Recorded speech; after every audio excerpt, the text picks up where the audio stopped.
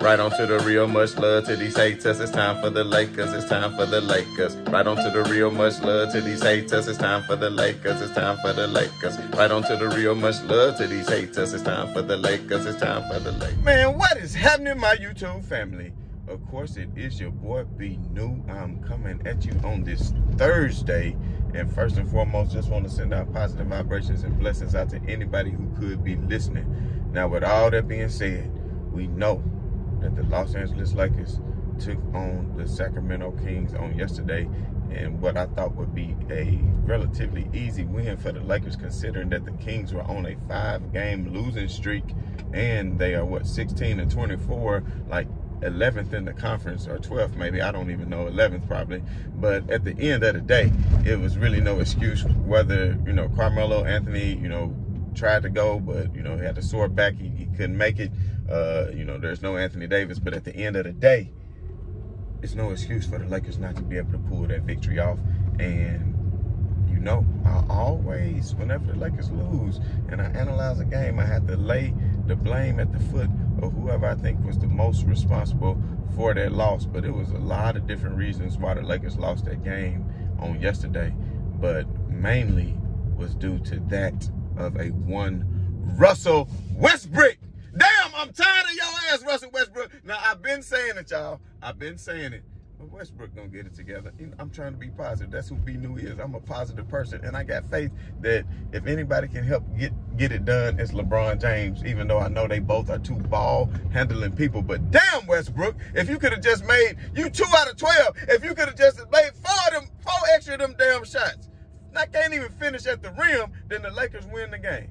And now, this is becoming very concerning to me, because I know that everything is not just a slump. And they asked Westbrook after the game, you in a bit of a slump. He said, who the F you telling? So, I mean, he taking it lightly. I mean, I don't know what it is. He say he keeps the same approach to the game, but I'm just like, over the past 3 games, Westbrook has been 8 out of 40. 8 out of 40. Last night, once again, 2 out of 14 with 8 measly ass points. For those of you who didn't hear me, I'm gonna say it again. 2 out of 14 with 8 measly points, and still left free throws on the board that you could have made. But at the end of the day, it wasn't that of only Russell Westbrook. Now, if you might look at LeBron James and say, well, LeBron had a great game. He gave you 34, 7, and 6. LeBron James prides himself on being efficient. And last night, he just wasn't that. And he continued. He just didn't have it from 3. He had a wide open 3 from the corner, which he's typically not a corner shooting 3. But at the end of the day, wide open looks. LeBron James he had some decent looks from 3 last night, and he was pretty pathetic from 3. He was 3 out of 12 from 3. You understand what I'm saying? But he was 3. Now, if you add both of them together, he was 10 out of 17 from 2s. So think about it. That's all together, what, 17 plus 12? You understand what I'm saying? 17 plus 12 is what? 29 shots. So he got up 29 shots. He was 13 out of 29, which put him below 50%. So 13 out of 29, which puts him below 50%. If he would have kept going to the basket like he was more than capable of doing, because anytime he gets his head down and get a head of steam and forces the issue to get to the basket, he's going to get to the cup and get the score or draw contact. He might not always get the call, but put the onus on the defense. Put the pressure on the defense. Come at them downhill, LeBron. And I know it might sound bad of me to say LeBron could have played better, considering he was 34, 7, and 6, but it just wasn't an efficient LeBron James, because you shot 3 out of 12 from 3s. And especially at the end of the game, you know, when you brought it close, why did you keep shooting 3 after 3 after 3 when it wasn't even necessary? And if you look at the stat sheet, the Lakers actually shot and made more 3s than the Sacramento Kings. The Lakers shot 36% from 3. The Kings shot 34% from 3. You understand what I'm saying? So the Lakers made 16 threes. Sacramento only made 11 threes. So the Lakers made 5 more threes than them, but lost. So for everybody with your analytics, you understand, I understand what I'm saying, understand what you're saying, that you can shoot a lower percentage from 3, and another team can shoot a higher percentage from 2, and you can still win the game. That simply was not the case on yesterday. It was not the case on yesterday. They continued to fall into the trap of keep shooting 3-pointers. And then on top of that, I'm gonna go back to Westbrook for a minute and about these threes and how that ties in together. So at the end of the third quarter, the Lakers, you know, of course, the Sacramento Kings came out and put up a 40-piece on their ass in the third quarter, which how you let a team come out and get 30 or 40 on you in a quarter is, I'm going to explain to you what the dumbass coach had to do with that in a minute, but we'll get back to that in a minute. But Westbrook at the end of that quarter, man, I mean, Austin Reeves is playing phenomenal. He's sacrificing his body. He's taking the charges. He's getting the steals. He's closing out on the defenders. And he's making open threes. So damn Rook can come in here and do this. Because this is the thing. You cannot be afraid of the limelight. And people, man, I don't want to jump. I've got to get back to that, man. I got a lot of thoughts on my head. I don't want to jump around too much. So let me get back to what I was saying about Westbrook. Westbrook, at the end of that damn quarter, they was down by 12 because they was getting grossly outscored in the third quarter. Next thing you know, Austin Reeves hits a 3. The Lakers get a stop. Austin Reeves hits another 3. The Lakers get a stop. So they immediately, I mean, within less than a minute, cut a 12-point lead to a 6-point lead. And now it's 30-something seconds left to go before halftime. So, of course, Westbrook has the ball, and he sees it's 34, 35 seconds left. I see him look over at Coach, and I believe, and I could be mistaken, that Coach said, get the 2 for 1. You know what I'm saying? Sometimes you want to take your time and just get the shot, but I think when you're behind more often than not, you want to go ahead and get the 2 for 1 because it gives you an extra possession. But the way the Lakers was playing on defense, I don't necessarily know if that was a good thing. But at the end of the day, getting the 2 for 1 did not mean for Russ to go down there and just jack up a 3-point shot. When you've been horrible, Russ the past 3 games is 0 from 15 from 3. 0 from 15 from 3. Why are you even shooting it? And nobody even guarding you when you shooting these threes. They say that, I heard somebody on the radio, I don't know if it was Jason Williams or on the Keyshawn show, say that the average space between Russell Westbrook and the defender for 3-point shots is 8 feet. So they're not respecting this man at all from the 3-point line. And when they're not respecting him at all from the 3-point line, which we knew that because he's not a 3-point shooter, and that's gonna not, you know, clear up the lanes for LeBron James to get to the paint, even though he's been doing a phenomenal job of getting to the paint regardless. You understand me? But at the end of the day, Russell Westbrook, his job is not to shoot threes anyway.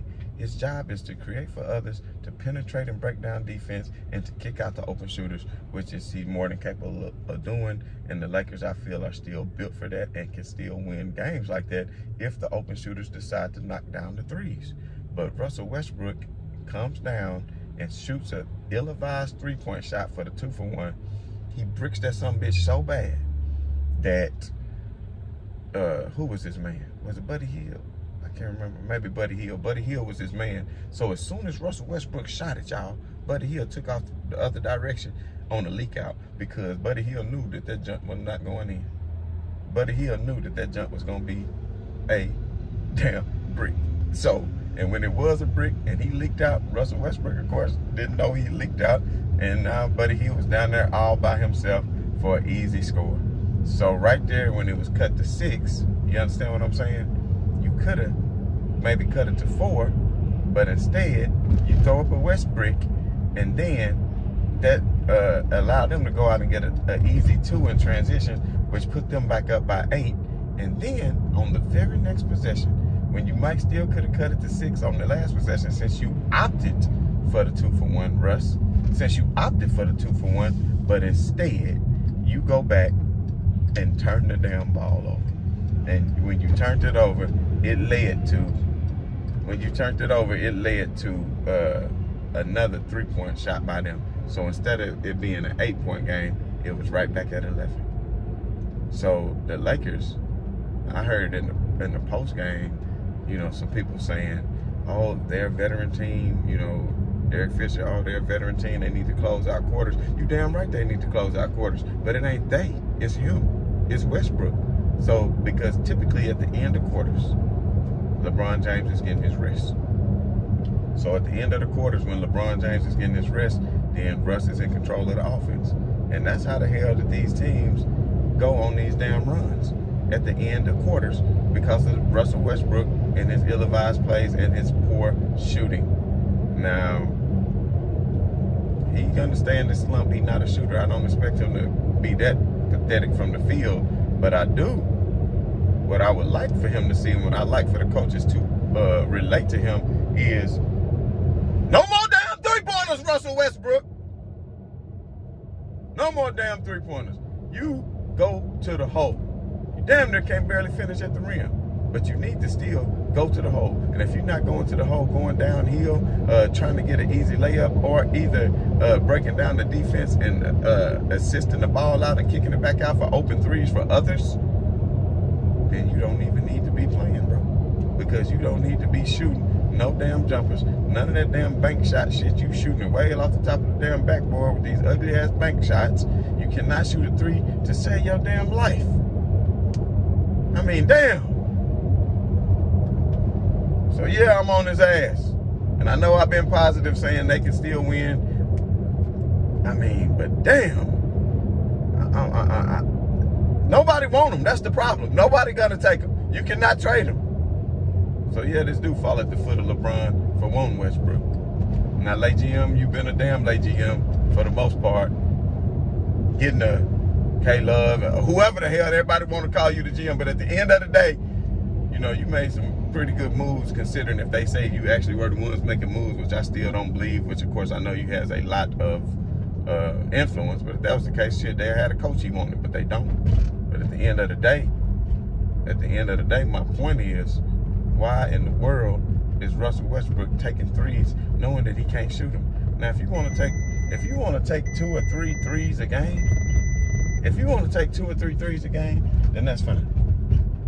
If they open threes and you happen to knock them down, or if you already got it going and you already done been to the hole a few times and you made some shots and boosted up your confidence, and now all of a sudden you feeling it, then that's fine. You understand what I'm saying? And then let's not forget, at the end of the fourth quarter, when the Lakers made that run, it looked like it was about over. They was losing by 12. They cut it down to 4. They cut it down to 4 with the quick plays of LeBron James stripping it with the fast break. And then you also, had Austin Reeves playing great defense, who took a charge, who played a part in that quick run to cut it down to 4. And also Austin Reeves, who made a 3, who played a part in that quick run to cut it down to 4. And then you got it down to 4. And what I do not understand is Russell Westbrook comes out, which in the presser he said, why did he take that last 3-point shot when they were down by 4? And he said, well, it was only 4 or 5 seconds left on the clock, so he didn't have a choice. No, damn it! If it's 1 second on the clock, that's when you ain't got a choice. Shit, your ass penetrate. Try to draw some contact. Pull up, shoot no damn 3 in a 4-point game that they just worked so hard to get back into the game. You up here laying bricks. Sick of it. Tired of it, Westbrook. I'm tired of it. Now they got Denver on Saturday night, and in the press conference, Westbrook, oh, it don't matter, we're going to get it back together, that's the thing about the NBA, we got another game in Denver Friday. No, you don't. It's Saturday. You don't even know what damn day you playing. Get your head out your ass. Westbrook, damn. Shit. And then, back to Vogel. Who was a plus on the floor last night? Austin Reeves. Not no damn Trevor Ariza. Austin Reeves was a plus on the floor last night. Why didn't he get more minutes? Dwight Howard was a plus on the floor last night. Why didn't he get more minutes? When this whole damn thing boiled down to rim protection. Sacramento got 70 points in the paint. But you give Dwight Howard 14 or 15 minutes. But yet he was a plus on the floor. So why you not giving him more minutes? Obviously that small ball shit wasn't working out for you. You think because it worked one time against them, it's going to work again? They made adjustments. And you didn't. You got big-ass Dwight Howard, put his ass in there and let him get some rebounds. Go back to traditional ball of playing with a big. You don't know what the hell you want to do. You wouldn't even play small ball when damn Anthony Davis was there. But now you want to play small ball when it's just LeBron. You can do that against certain teams, but not every team. They got Alex Lynn. They got Big Beasley. They got, what's the name who hit the big-ass shot at the end? Kamizi Motu, whatever the hell. He hit the big three right after that. And what I don't understand is Malik Monk was what? 6 out of 7 from 3 last night. He was on 5 from 3, and you get him, what, 27 minutes? But yet you playing LeBron 38 minutes. If LeBron can play 38 minutes, Malik Monk can play 38 minutes. The hell? He younger. Why are you taking him out? Oh, he a defensive liability. He ain't that much of a damn defensive liability if he giving you 3. He trained 3s for 2s. They points was in the paint. Let Malik shoot. They made 5 more 3s. He could have made another 4 or 5. But you got him on the bench, saving him to deep in the 4th quarter. I'm looking like is Malik Monk injured? It's 6.5 or 7 minutes left in the 4th. Now you decided to put him in. His young ass can play the whole 4th quarter. Why are you not playing him longer? Matter of fact, listen. Why the hell you starting Ariza? Then Stanley Johnson was playing a decent game. He was playing good D, and he was 2 out of 3 from 3. You played him 14 minutes. Why the hell you only playing him 14 minutes? And you got Trevor Ariza in there who wasn't even giving you nothing. Now you trying to get him back in the rhythm. Let him earn his minutes, man. Stanley Johnson, I know he on a 10-day contract. If you're trying to see if you're going to work him out and end up signing him for the year and giving him a guaranteed year contract, then damn, let the boy play. He a better wing defender than Ariza, I think. I mean, Ariza a good defender, but he's 36. Let the young guys play. That's why you can't keep no damn body in front of you. And Stanley Johnson was 2 for 3 from 3 last night. You give him 14 minutes. You know what the starting lineup should have been? Not no damn Ariza. I think Austin Reeves has earned his way into a starting role. You had Malik playing at the 3 last night, and AB, I'm sorry, AB, take your ass to the bench. I know you're a much better defender, but guess what? Austin Reeves played just as good defense as your ass to me. And he gonna make his shots. You so damn streaky. Like when they won that game in Atlanta, yeah, you make it, but damn, do it consistently. You getting the same damn open looks. What the hell wrong with you? Starting lineup should have been Westbrook, unfortunately. Austin Reeves at the 2. Malik at the 3. Stanley at the 4. And LeBron at the 5, if that's how you want to play small. And then can you not see that when Austin Reeves was in there, that's when they kept going on the runs? And he a young rookie, give him more minutes. This ain't about no damn politics. I don't give a shit about no feelings. Especially Avery Bradley, you was cut. You wasn't even on the team. Golden State cut you. You didn't even have a team before this. And then did you see them damn Brooklyn Nets last night? Lay that ass whooping to Chicago. Hey, Brooklyn Nets is for real. Kyrie Irving and company is for real. And I'm just going to be honest. I don't see nobody who's going to beat them. I hate to say it. But it's just being real, man. Who the hell going to stop a juggernaut like that when you get KD going, a Harden, and you got Kyrie? Now, lack of a big man might hurt them at some point. But I think that's just too much offensive firepower once they get to going. Them boys want to pop some champagne bottles at the end of the year. You understand what I'm saying? Kevin Durant wants that 3rd ring. And he might be coming for it. Anthony Davis can get back healthy. Damn, I was supposed to stop at the gas station. If Anthony Davis can get back healthy, then the Lakers might have a shot if he can get back to the old Anthony Davis. And that's the only way. And if somehow the Lakers can get rid of Westbrook and get a Ben Simmons, then that'll be great. Because even though Ben Simmons cannot shoot worth of shit just like Westbrook, at least he gonna get out and play some damn good defense. Shit. I just don't understand, man. But yo, I ain't gonna keep complaining, man. I try to stay positive for the most part, but this wasn't no positive time losing to no damn Kings when you got the real teams coming up. You got Denver Saturday, then Utah right after that. Then you go on the Grammy road trip for 5 games where you're going to be taking on the likes of Brooklyn, Miami, Charlotte. Ain't have an easy one against Orlando. But other than that, it's going to be tough sledding. So you cannot lose the gimme games to the lower power teams. I showed the video of Anthony Davis and shoot around the other day. They're going to evaluate him, you know, next week. And that'll be a full month that he had been out. But I still wouldn't expect for them to rush him back. I'd probably say give him another 2 weeks. But at some point, maybe Kendrick Nunn, they said before the end of January, man, you got a bruise, get your ass out here and play. Shit, they need some more firepower. If you can get Nunn, that'll get damn Wayne Ellington ass out the rotation. He come in, you can make them threes the other night against bench players, then you come in and get open looks last night and shoot a damn air ball. Is it just the pressure of being a Laker? That's the difference. And then I seen some dumbasses say, it's LeBron's fault that Westbrook wasn't this sorry in Houston. Westbrook wasn't this sorry. I thought LeBron made people better. Westbrook getting wide open looks. Maybe Westbrook is in Westbrook's head. Westbrook needs to get off social media, stop watching the TV, stop watching the media, and shut everything down, and just get back to being him and doing what you do, breaking down the defenses and kicking the ball out, getting shots at the rim.